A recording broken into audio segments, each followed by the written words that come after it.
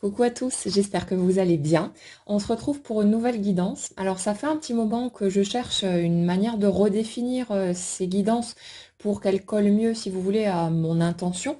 Et le truc, c'est que ce que vous me renvoyez le plus souvent, c'est l'aspect thérapeutique de ces guidances. Et c'est le but, effectivement, le but d'amener des compréhensions, d'amener un apaisement, de pouvoir se libérer de ce qui pèse, de ce qui est resté coincé parfois ici ou là, dans les différents domaines de notre vie. Alors c'est vrai qu'on parle beaucoup d'amour, mais on parle essentiellement de nos bobos d'humains. Ces guidances, elles sont aussi essentiellement tournées vers la notion d'hypersensibilité, ce qui ne veut pas dire que les personnes qui ne s'y reconnaissent pas ne trouveront pas des clés pour elles, ce sera à vous de voir, de faire votre tri, mais c'est la base de départ, en tout cas, que je vous propose ici. Et le truc, c'est aussi que pour ceux qui nous rejoignent en cours de route, il ne s'agit pas de guidance comme on peut en trouver ailleurs, du type «Ah oui, oui, c'est certain, il vous aime, il va revenir». Non, ici, on n'est pas là pour vous dire ce que vous voulez entendre. Donc après, on peut avoir besoin, hein, bien sûr, de ce genre de choses pendant un temps, mais c'est pas ce qu'on fait par ici. Donc ici, on est plus sur de la guidance de guérison quelque part, de compréhension de soi et de l'autre forcément, puisque quand on se comprend soi-même, c'est d'autant plus facile de pouvoir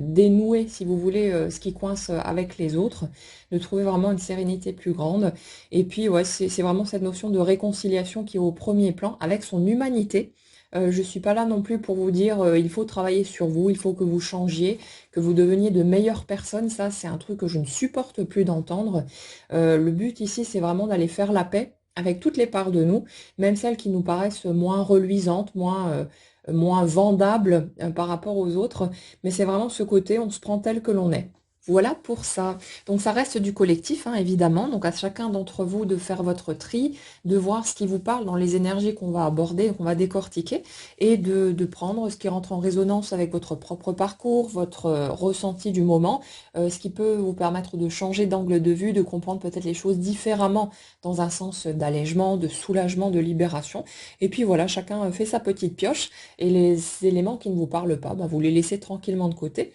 et vous vous prenez pas la tête avec ça. Euh, la notion sur laquelle on a pas mal parlé ces derniers temps,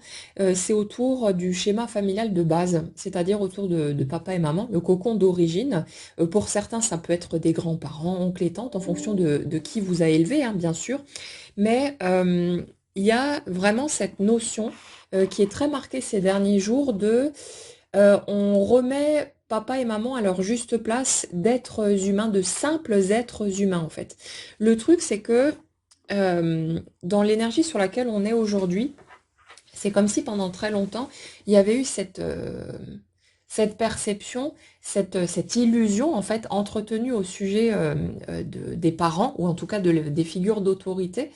présentes dans notre enfance, avec cet aspect de eux ils savent tout, eux ils ont forcément raison, eux ils ont forcément le mode d'emploi entre les mains puisqu'ils étaient là avant moi, et il y a ce côté on leur fait confiance de base, et on a tendance la plupart du temps à les percevoir comme tout puissants, comme ceux qui savent, comme ceux qui ont la connaissance, qui ont la parole juste. Et c'est pour ça aussi que très vite, il y a une espèce de conflit intérieur, hein, qui se dresse, parce que il y a le décalage qu'on perçoit intuitivement entre ce qui est dit et montré et ce qu'on ressent nous de notre côté, ce qu'on perçoit. Et pendant tout un pan de notre vie, plus ou moins long, on va avoir tendance à se débattre par rapport à tout ça, euh, à refuser d'accepter aussi la réalité, de percevoir la réalité telle qu'elle est. On n'a pas envie de voir que papa et maman ont toujours des peurs, des inquiétudes, des faiblesses, tout ce genre de trucs. Si vous voulez, c'est comme si pendant un certain temps, l'idée que nous vendent nos parents finalement en mode non mais moi j'ai peur de rien, moi j'ai pas d'émotions négatives, moi j'ai toujours une solution à tout ce genre de trucs, c'est hyper sécurisant. En tant qu'enfant, on a besoin de se sentir soutenu, et de voir qu'on est pas en danger quelque part avec des parents qui quelque part sont comme des gamins, sont exactement comme nous et sont finalement en mode je me débrouille comme je peux, j'ai mes moments off où je vais pas être forcément très juste, très droit dans mes bottes. Et il y a tout ce côté-là qui n'est pas forcément confortable, qui n'est pas acceptable. Donc on accepte bien volontiers le masque, la façade finalement, quand papa et maman ont pu nous montrer que non, mais être adulte, ça veut dire ne plus avoir peur de rien, ne plus ressentir de chagrin, être toujours fort, toujours solide, tout va bien dans le meilleur des mondes, alors que clairement, c'est pas le cas. Mais il y a ce côté, ouais, dans l'énergie que je ressens en tout cas, il y a vraiment cet aspect-là, comme si on avait toujours été convaincus finalement que papa et maman étaient une sorte de puissance supérieure par rapport à nous, que eux savaient et donc que on était censé, nous, pour trouver notre chemin, suivre la même voie qu'eux, faire comme eux, adopter leurs règles, leurs codes et tout ce qui s'ensuit. Et là, finalement, dans le cheminement qui a été fait, dans ce retour à notre humanité, bah, il y a aussi cette prise de conscience qui est assez fulgurante du fait qu'en fait, bah, papa et maman, ce sont de simples humains, avec leurs failles, avec leurs défauts, avec leurs travers et leurs erreurs et tout ce qui s'ensuit. Et c'est comme si, à travers cette prise de conscience qui devient une évidence, au bout d'un moment, il y a cette permission qu'on se restitue à soi-même de tracer sa propre route. Ça veut dire,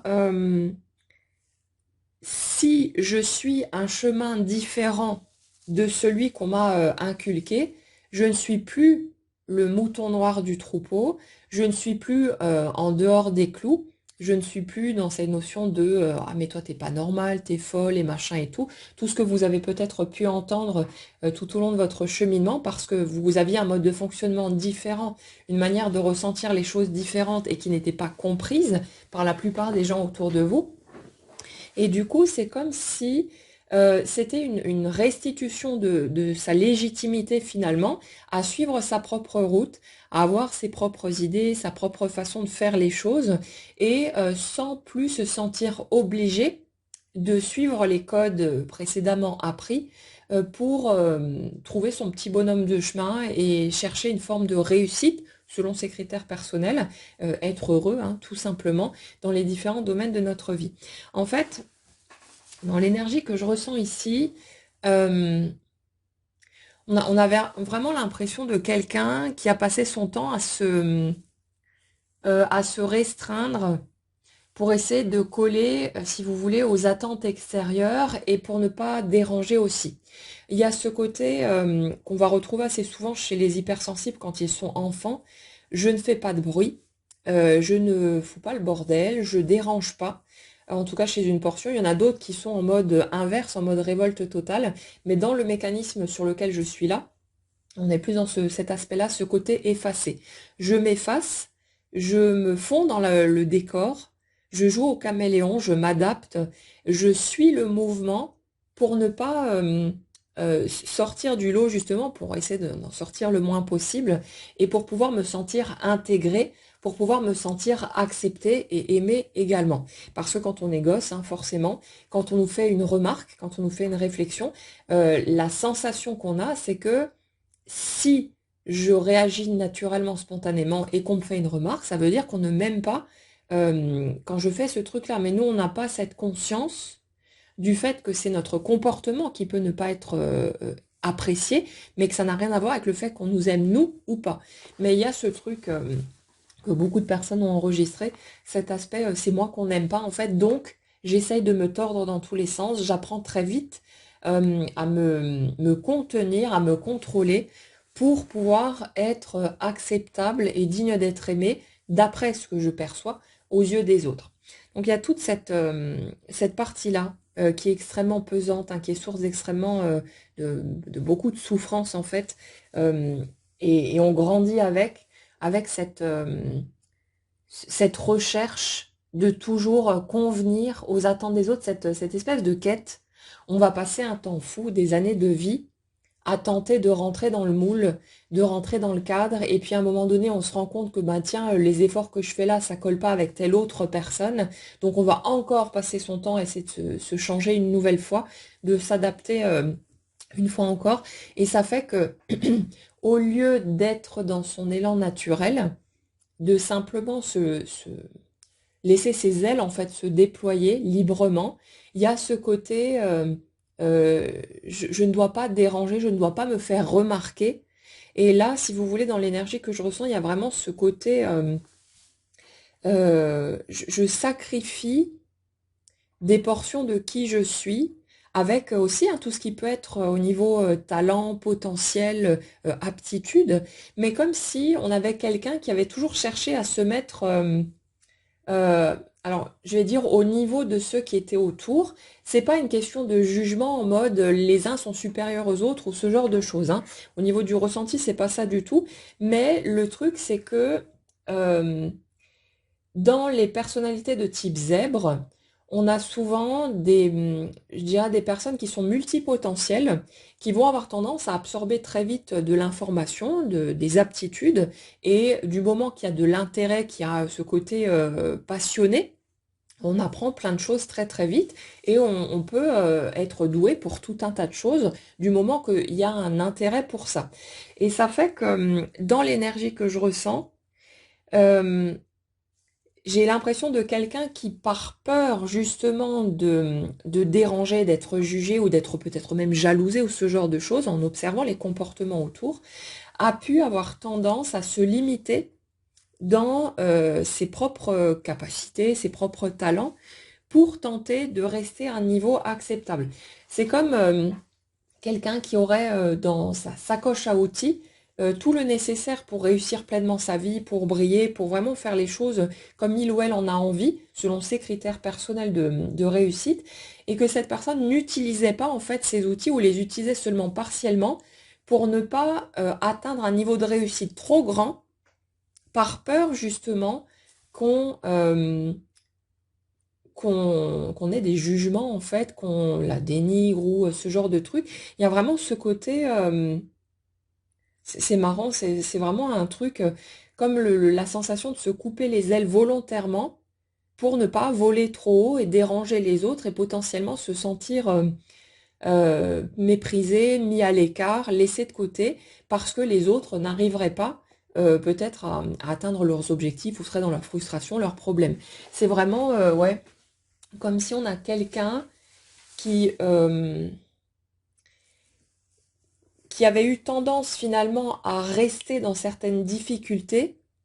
comme pour ne pas déranger, pas parce qu'il n'y avait pas réellement de solution, mais c'était un truc de si je sors de là et que j'y vais franco dans les choses que je suis en mesure de vivre, d'expérimenter, je risque de mettre tout le monde à dos. Il y a vraiment cette sensation. Après, bien sûr, comme toujours, ça ne concernera pas tout le monde. Là, on est forcément sur un type de schéma particulier, mais c'est comme s'il y avait une certaine tendance peut-être à la jalousie autour, à des regards comme ça qui ne supportent pas quand les autres réussissent mieux ou ce genre de choses. Il y a vraiment ce côté, vous voyez, comme un entourage qui, au lieu d'être heureux pour vous quand il vous arrive de belles choses, aurait eu tendance à vous regarder avec une moue méprisante pour vous dire ah ouais, super, c'est bien, mais on sent derrière le côté dégoûté en fait qui ramène évidemment au fait que eux n'obtiennent pas ce qu'ils souhaitent ou n'arrivent pas à avancer comme ils le souhaitent. Mais là, c'est important de remettre à sa place le fait que chacun est créateur de sa vie et que quand on n'obtient pas ce qu'on souhaite ou qu'on semble enchaîner galère sur galère, ça part toujours de ce qui se passe à l'intérieur et de certains bénéfices secondaires aussi qu'on peut obtenir quand on n'obtient pas ce qu'on veut à un autre niveau. Il y a énormément de gens qui, par désir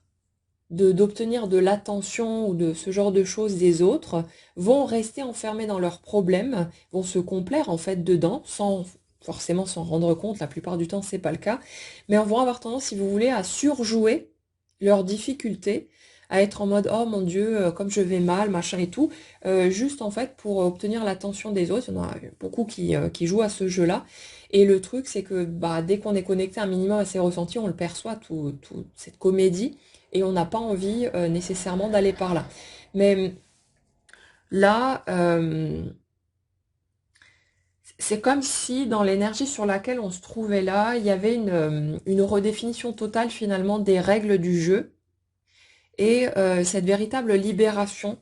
de toutes les chaînes, de tout ce qui a pu nous enfermer, nous limiter, avec cette permission, cette autorisation et cette prise de conscience aussi du fait que personne ne nous a jamais demandé de nous restreindre, que c'était une injonction qui venait quelque part de l'intérieur, c'était une interprétation qui dans bien des cas aussi est fausse, hein, parce que les autres peuvent souhaiter simplement le meilleur pour nous et ne jamais nous avoir demandé de nous limiter d'une quelconque façon, mais c'est souvent notre regard sur les autres, sur la vie, ou notre déformation en fait de ce qui est perçu, de ce qui se passe à l'extérieur, qui fait qu'on va avoir tendance à croire qu'on est censé réagir de telle ou telle façon, alors qu'en fait pas du tout, et que il suffisait de suivre son mouvement intérieur et de d'oser sortir de cette zone de confort pour se rendre compte que non, non, il n'y avait pas de souci avec ça et qu'on allait pouvoir avancer comme on le souhaite. Hum, ouais, donc il y a vraiment cet aspect-là, et il y en a un autre aussi, c'est que dans l'énergie que je ressens, euh, j'ai l'impression qu'il y a énormément d'attentes, comme si, quels que soient les objectifs atteints, les cases cochées, il y avait toujours ce truc de ouais, mais c'est quand que ma vie va vraiment prendre son envol. Comme s'il y avait toujours cette attente que quelque chose de plus grand, de plus beau se passe pour se dire ah, ça y est, ma vie a commencé. Mais il y a aussi ce truc-là de prendre conscience du fait que de se placer dans l'attente de ce grand moment imaginé qui soit posé sur le domaine amoureux ou n'importe quoi d'autre, hein, d'ailleurs, euh, ça fait qu'on est tellement focalisé sur cet épisode imaginaire, hein, au stade actuel, qui pourrait intervenir un jour ou un autre, que finalement on passe à côté de tout ce qui se passe dans notre quotidien, de cette vie certes ordinaire et banale, mais de laquelle on peut tirer énormément de joie, de plaisir, de moments de bonheur. Mais il y a ce truc de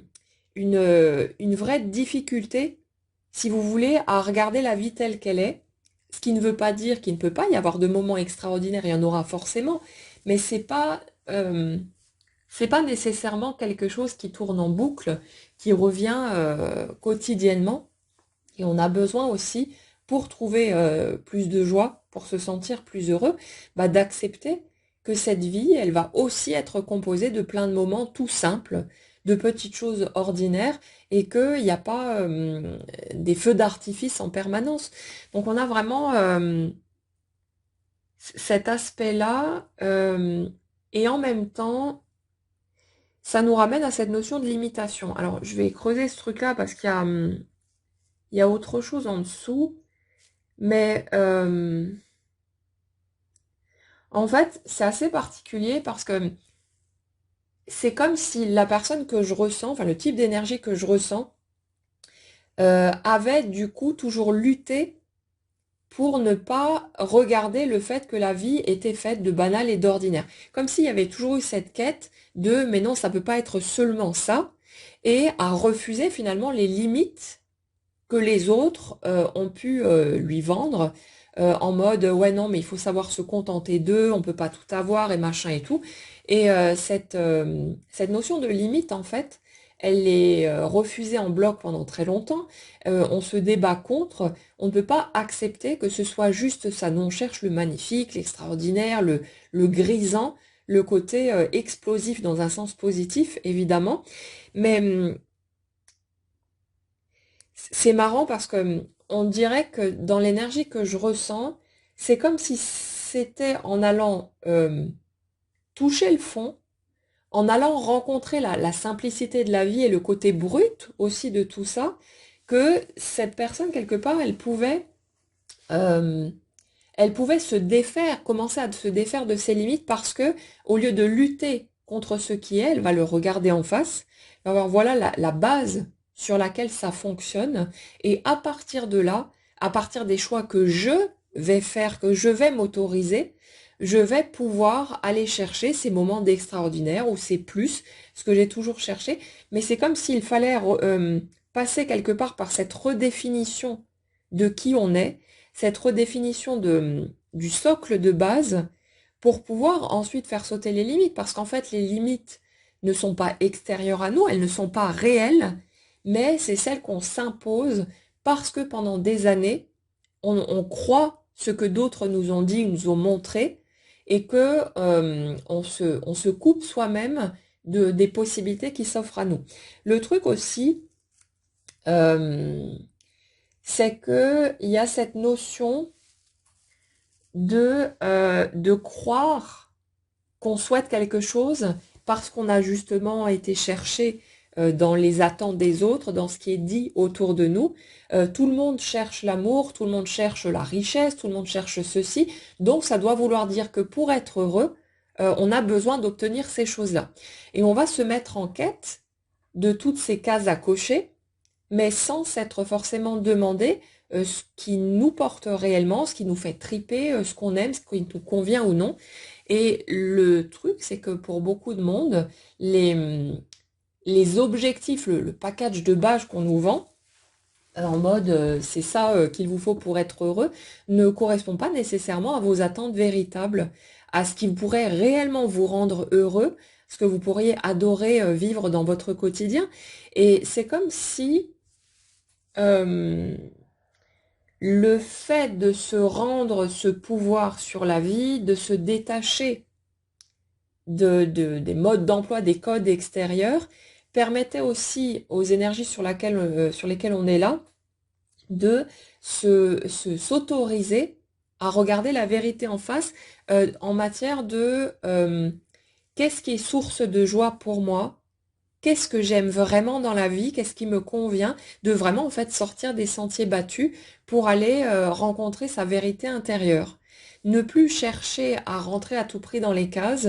Ah, tout le monde veut être en couple parce qu'apparemment être en couple c'est ça qui rend heureux. Mais peut-être pour certains de se rendre compte que être en couple ça les fait chier, qu'ils n'ont pas envie que quelqu'un vienne envahir leur quotidien, que certes ils ont envie d'avoir le cœur qui cogne et tous ces trucs-là, mais qu'ils n'ont pas envie peut-être d'une vie commune ou de fonder une famille ou toutes ces choses. Et c'est un exemple parmi tant d'autres parce qu'il est assez flagrant, mais ça pourrait être valable pour n'importe quoi d'autre. Euh, L'objectif de devenir riche, d'avoir de l'argent qui déborde de partout, le truc c'est que la plupart des gens n'ont pas envie de ça en fait, ils ont juste envie de pouvoir payer leurs factures tranquillement, de se faire plaisir, mais ça reste dans une forme de simplicité où la richesse en fait, comme on pourrait l'entendre, n'est absolument pas nécessaire ni désirée, et ça peut être valable pour tout un tas de choses. Et le truc c'est que dans les énergies sur lesquelles on est là, il y a vraiment cette extraction du système de croyance d'origine pour se donner le droit et se sentir vraiment totalement clair et légitime là-dedans, de suivre ses propres codes, ses propres règles. C'est une véritable libération. C'est comme si vos anciennes croyances, celles héritées depuis l'enfance, représentaient des cordes qui vous attachent de partout et que toutes ces cordes s'étaient mises à brûler pour vous laisser libre de vos mouvements, pour vous laisser enfin libre de pouvoir avancer comme vous le souhaitez. Mais cette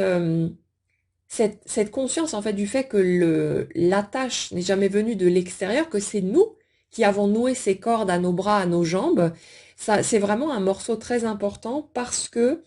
c'est comme si ça ouvrait la porte au pardon aussi. Euh, Pas dans le sens, moi, dans ma grande bonté, je vais pardonner ces mécréants qui m'ont fait du mal, mais c'est de vraiment comprendre, si vous voulez, qu'en fait, il n'y a rien à pardonner parce que chacun a joué son propre scénario avec ses propres histoires, avec ses croyances, avec ses limites, ses peurs, ses failles, tout ce qui s'ensuit, et que c'est juste une espèce de convergence où bah, on s'est retrouvé victime de la douleur des autres, de leur incapacité à comprendre certaines choses, voilà, de leurs propres blessures en fait, et où il n'y a pas de méchants ni de gentils là-dedans, il y a juste des humains et qui sont chacun en train de faire bah, du mieux qu'ils peuvent pour tenter de trouver leur place dans leur vie, pour tenter de se faire un petit coin tranquille où ils vont pouvoir vivre ce qu'ils ont envie de vivre et tout ce qui s'ensuit. Et il y a vraiment cette espèce d'ouverture, de lâcher prise, comme si les anciennes blessures avaient été suffisamment digérées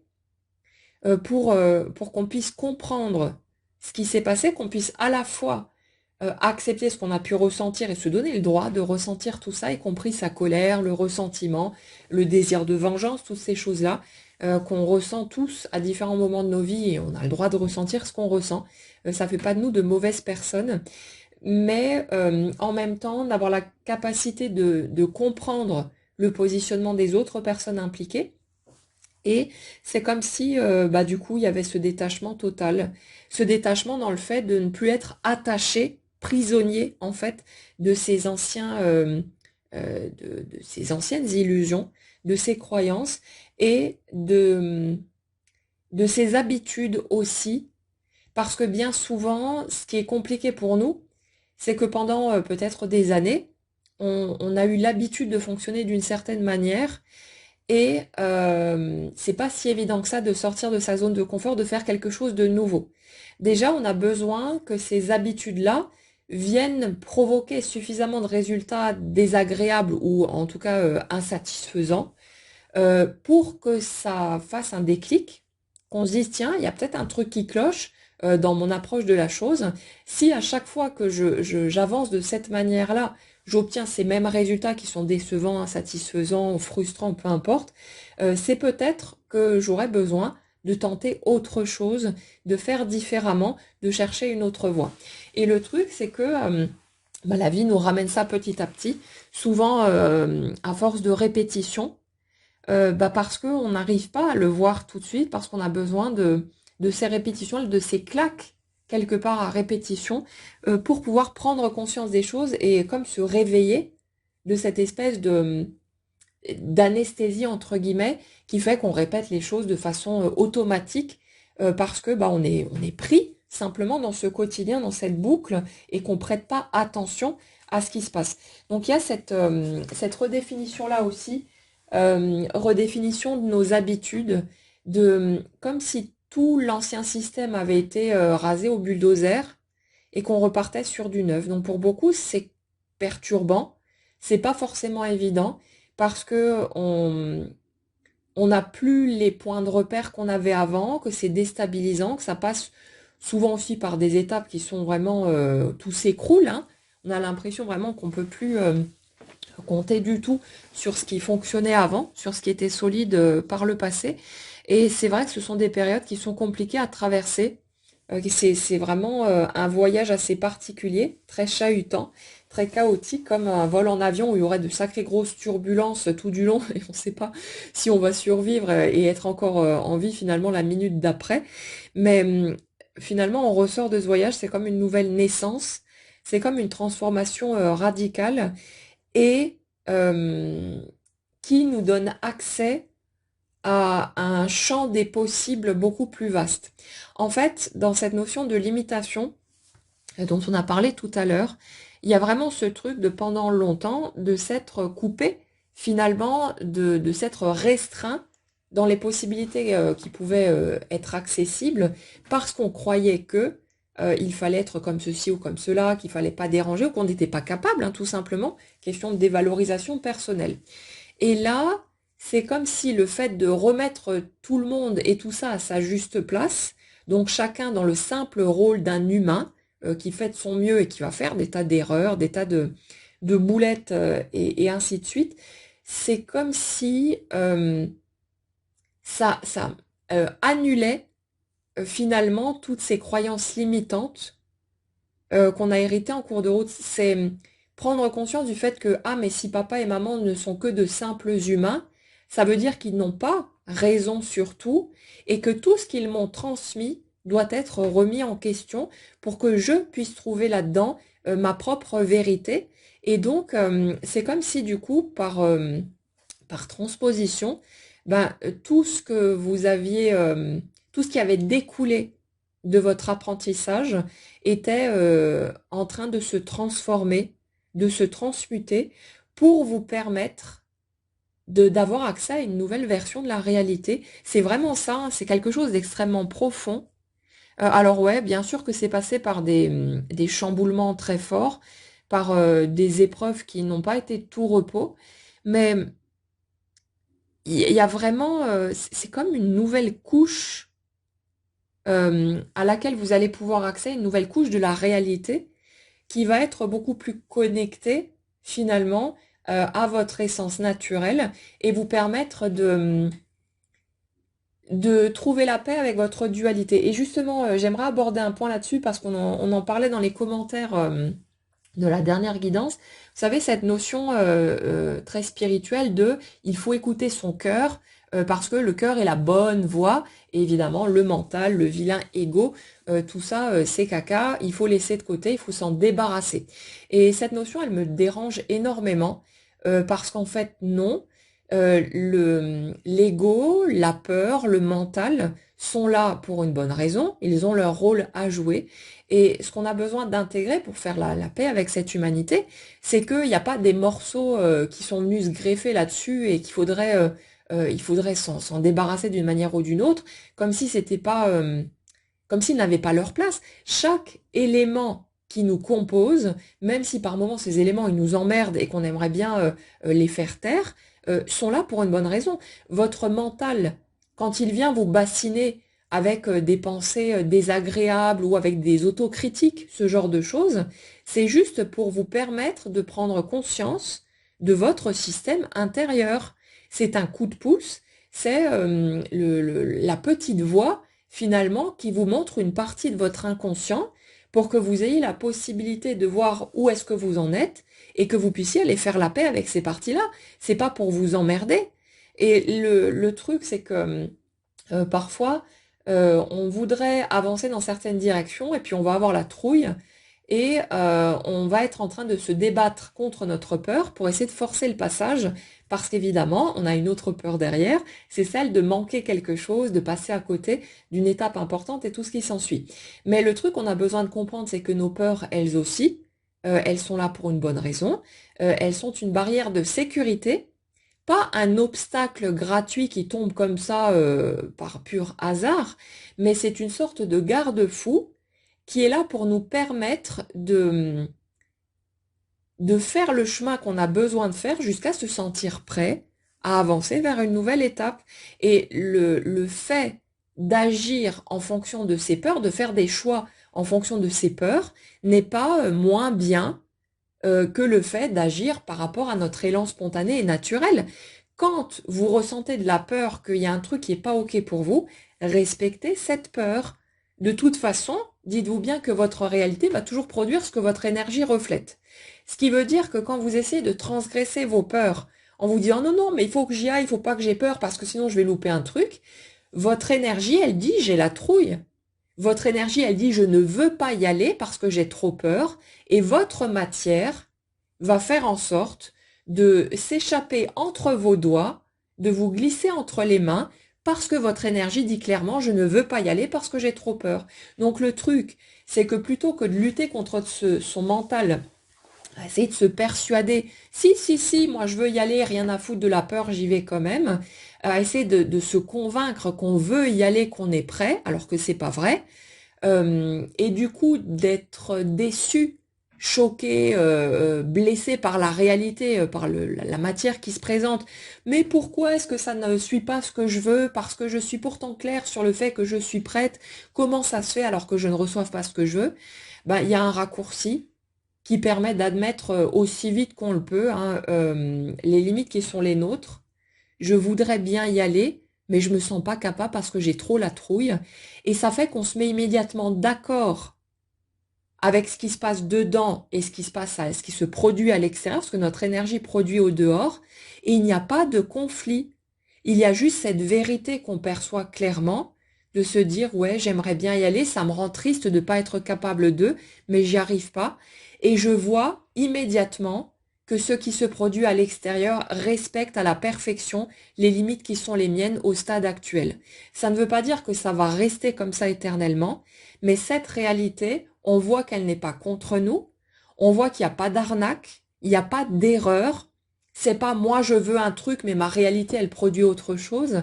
c'est je voudrais bien un truc mais pour l'instant je me sens pas ok avec ça et ma réalité ne fait que me proposer ce qui cadre avec les limites qui sont les miennes. Et souvent quand quelque chose apparaît pour disparaître ensuite ou que ça part en vrille,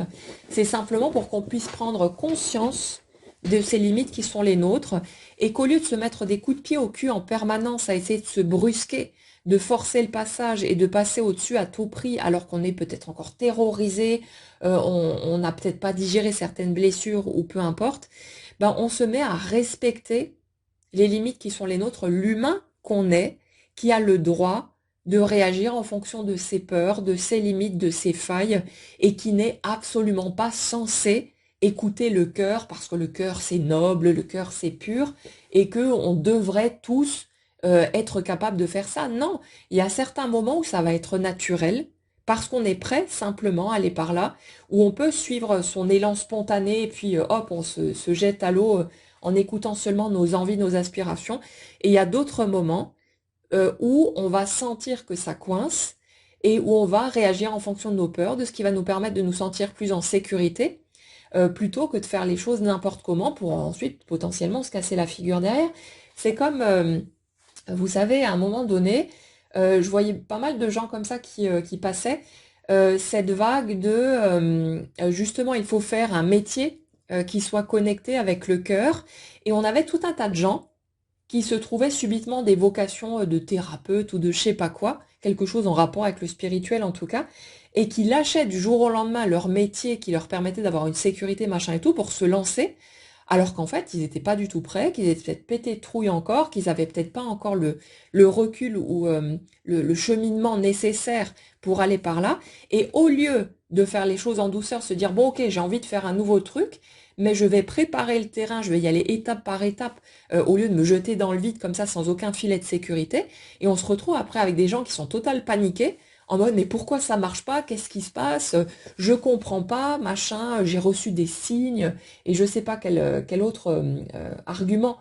qu'on peut amener. Mais en fait, non, c'est juste que les personnes qui se retrouvent dans ce cas de figure n'ont simplement pas écouté ce qu'elles ressentaient. Et ce qu'on ressent, c'est pas que le cœur, c'est aussi nos peurs, nos limites, tous ces trucs-là, et n'ont pas respecté en fait ce qui se passait à l'intérieur d'elles. Et le truc, c'est qu'on peut jongler entre les aspirations qu'on a, ces élans du cœur qui sont là, et le fait que non, ça c'est pas ok pour moi, je me sens pas prêt à franchir ce cap. J'aimerais bien, mais ça me fout trop la trouille parce que j'ai peur de me retrouver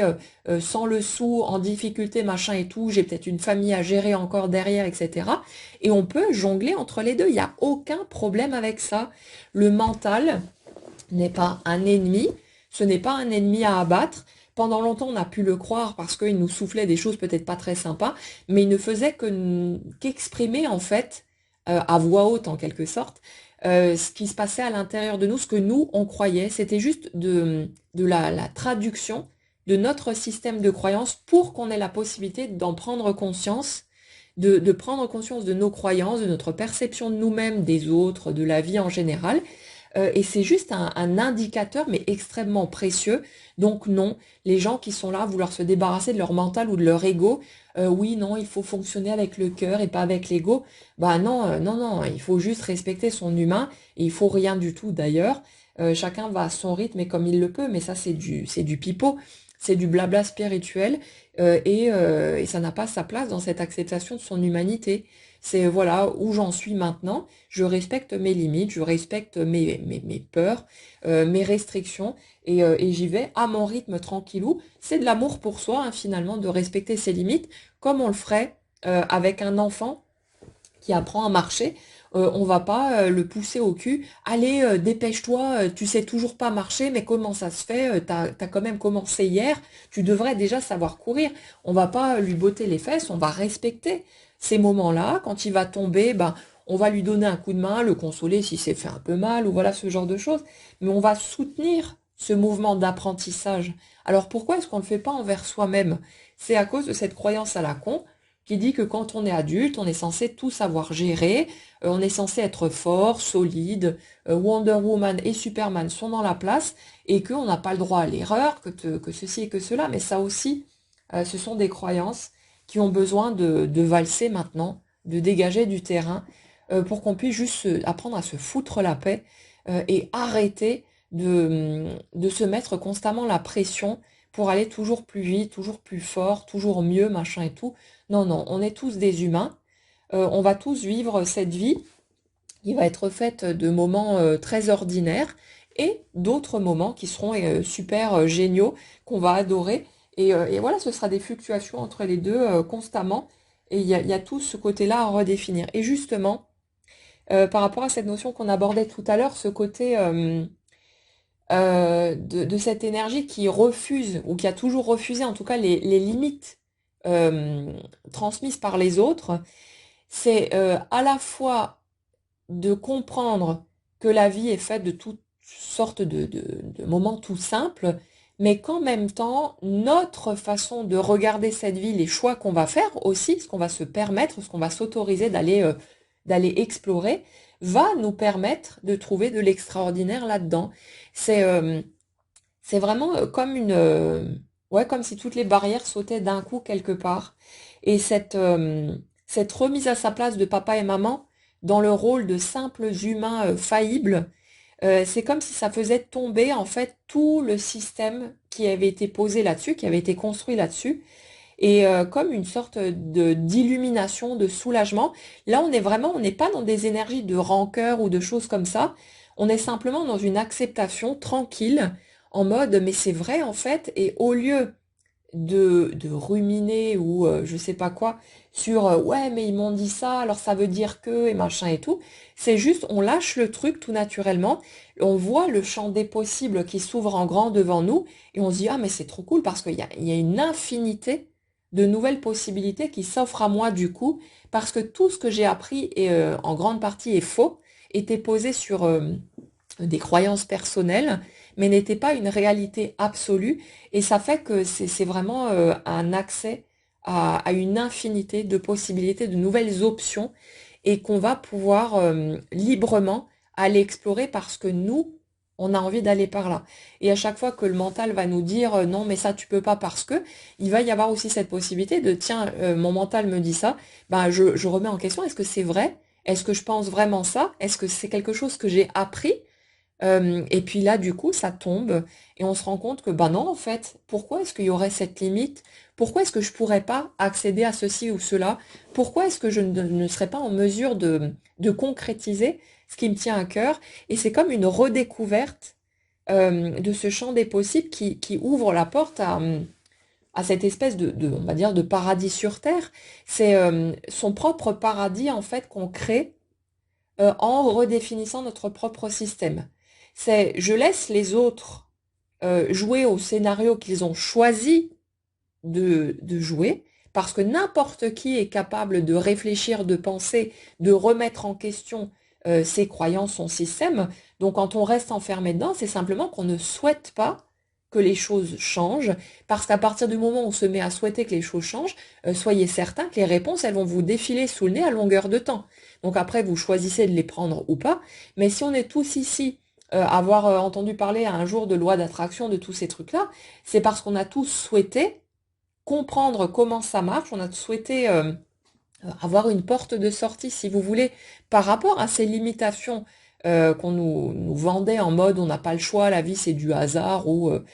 c'est prédestiné, on n'a encore une fois pas le choix, mais on a tous souhaité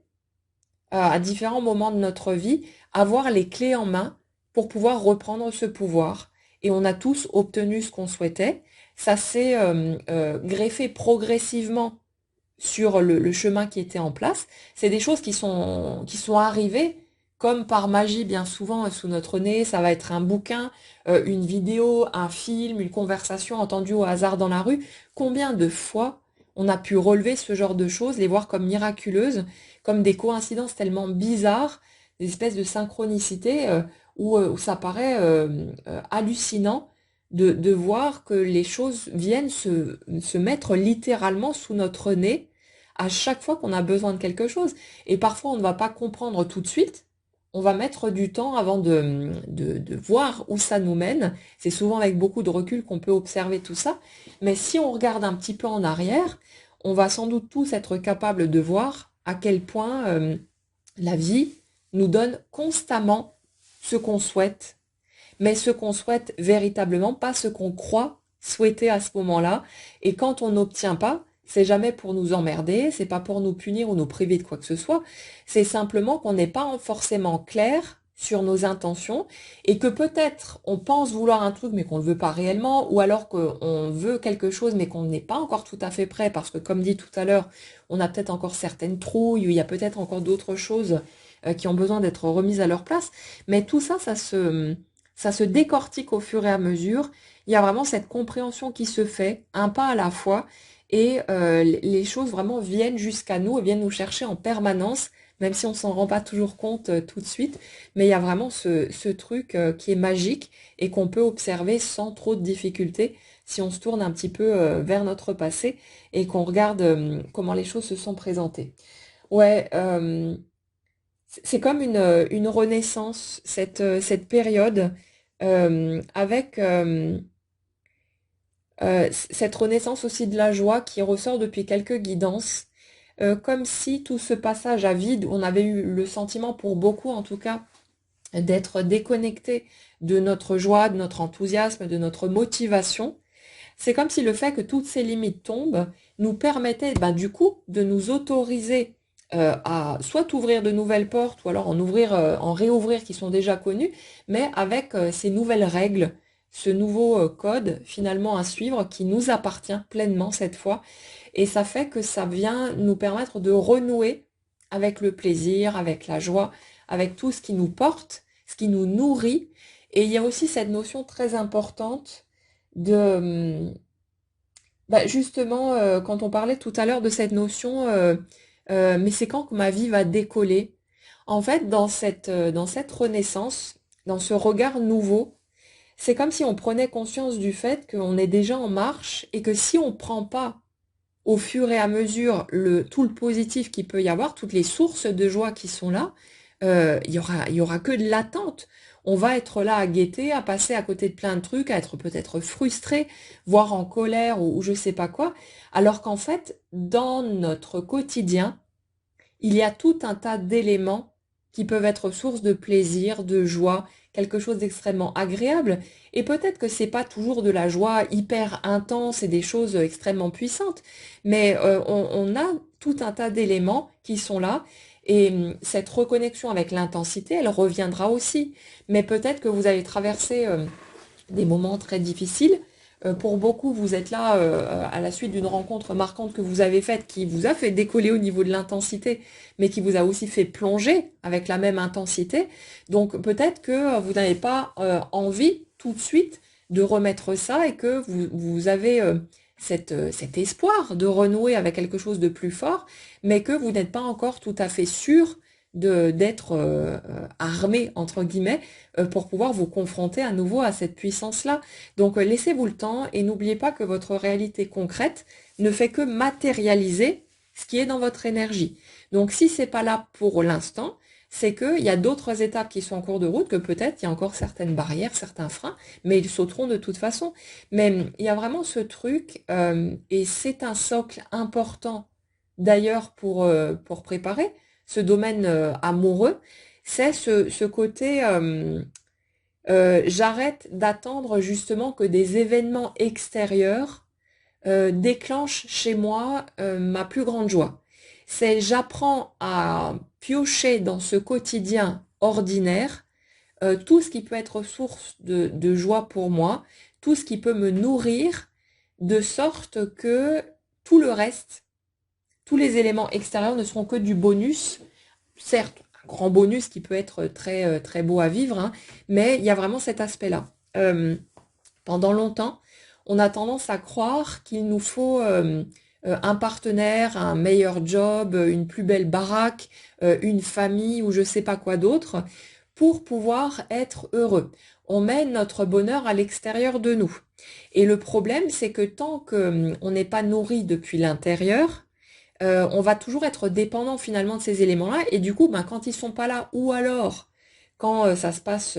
différemment de ce qu'on souhaite, on va potentiellement croire que le problème est à l'extérieur, que le problème c'est notre partenaire qui réagit pas de la bonne façon, ou notre patron qui nous donne pas les tâches qu'on aurait besoin d'avoir, ou je sais pas quoi, alors qu'en fait c'est un problème que ça sonne creux à l'intérieur, puisqu'on ne se nourrit pas soi-même en matière de joie, et du coup on attend des autres ou des situations extérieures, qu'elles viennent remplir ce vide.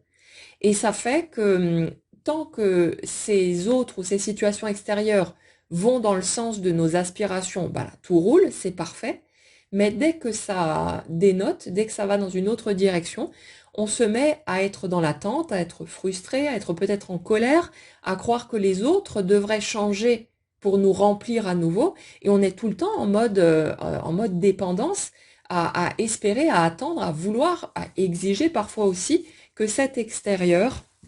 vienne remplir ce vide. Mais ça peut pas fonctionner comme ça. Pas en tout cas pour aller vers de l'équilibre. On a vraiment ce besoin, et là on est là-dessus, d'apprendre à se nourrir soi-même. Ça ne veut pas dire qu'on va être 100% autonome et que les autres ne vont plus rien nous apporter. Bien sûr que le fait de partager avec les autres, de pouvoir avoir de belles relations, et pas seulement au niveau amoureux, mais au niveau amical, familial quand c'est possible, c'est puissant aussi. Mais le truc, c'est que si le socle est déjà solide, il n'y a pas d'attente. On n'a pas besoin que les autres soient là pour se sentir déjà heureux, déjà nourris. Peut-être qu'on ne sera pas au sommet du sommet de la joie, mais la joie, elle sera présente parce qu'on sait aller la chercher dans les moments qui se présentent, on la prend quand elle vient jusqu'à nous et on accepte aussi les fluctuations et les moments où c'est moins solide. Mais si vous voulez, il y a vraiment ce truc de cet apprentissage de l'autonomie, je dirais, pour chercher la joie, pour modeler aussi sa vie, de sorte qu'elle soit une production constante de joie, ou en tout cas qu'elle soit aussi agréable que possible. C'est comme si, justement, cette redéfinition du système, ça nous poussait en même temps à réexaminer forcément toutes les facettes de notre vie, à remodeler les choses, voire à en créer des totalement nouvelles, peut-être aussi, pour justement que le cadre dans lequel on va évoluer nous-mêmes au quotidien soit déjà une source joyeuse en elle-même. Et c'est extrêmement important parce que ça, si ça part de l'intérieur, c'est toujours disponible. Vous n'avez plus besoin que les autres aillent dans votre sens, que d'avoir un partenaire, d'avoir tel job ou tel machin. Vous actionnez les leviers, ceux qui sont à portée de main, pour faire en sorte d'être aussi heureux que possible avec ce qui est accessible déjà pour vous, ce qui ne dépend pas des libres arbitres extérieurs. Et ça, c'est énorme. C'est vraiment un socle puissant. Et après, ça fait que quand le reste vient se mettre en place, vous n'êtes plus dans l'attente, c'est libre. C'est que l'autre me donne ou pas, je suis de toute façon déjà heureuse ou heureux, je suis déjà nourrie. Donc j'accepte bien volontiers ce que l'autre m'offre, mais je ne suis plus en train d'exiger quelque part de l'autre qu'il me donne ma dose parce que ça sonne creux à l'intérieur. L'intérieur est déjà débordant et je peux d'autant plus facilement donner à l'extérieur. Et là, on arrive sur de beaux échanges, à tout point de vue d'ailleurs, sur des choses beaucoup plus lumineuses, beaucoup plus belles à ressentir et à vivre, parce que c'est plein dedans, et parce qu'on a fait le plein soi-même et on alimente cette jauge en permanence de par les choix qu'on fait et de par le fait de ne plus se limiter, de ne plus se restreindre, de s'autoriser à utiliser ses dons, ses talents naturels, ses aptitudes, à suivre ses envies, à faire vraiment ce qui sonne juste pour nous. Et on remodèle, on reconstruit notre quotidien de sorte qu'il soit de plus en plus cohérent avec qui nous sommes, avec cette version libérée, détachée de ces chaînes, de ces entraves.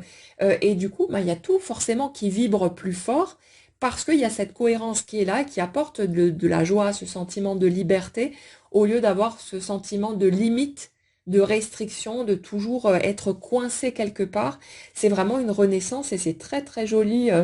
à regarder. C'est vraiment quelque chose qui peut être vécu comme un miracle, comme une source d'abondance à tous les niveaux. Je parle pas seulement de finances, hein, mais c'est comme si tout se réajustait à mesure que vous réajustez votre propre positionnement pour être en accord avec vous-même et en sachant que c'est parfaitement OK de respecter vos limites, vos peurs et tout ce qui s'ensuit et qu'il n'y a pas à suivre absolument un chemin ou à se forcer à quoi que ce soit. C'est je respecte l'être humain que je suis, cet être humain qui est complexe, qui est plein de contradictions et je ne cherche plus à en faire une espèce d'absolu qui est tout le temps seulement d'un côté de la balance. Non, je respecte les fluctuations, les changements, euh,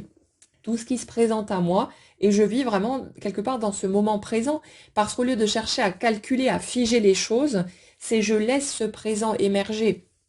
tel qu'il se présente en fonction des circonstances du moment et je me contente d'être dans ma spontanéité et ça peut être parfois dans la joie, parfois dans la mauvaise humeur, parfois dans le oui, parfois dans le non. Ça va vraiment varier tout le temps et il n'y a plus de recherche de contrôle là-dessus. Il y a vraiment ce côté, je suis libre de mes mouvements et je suis ma propre autorité. C'est moi qui décide pour moi, je me sens légitime dans le fait de suivre mon propre chemin et je ne me laisse plus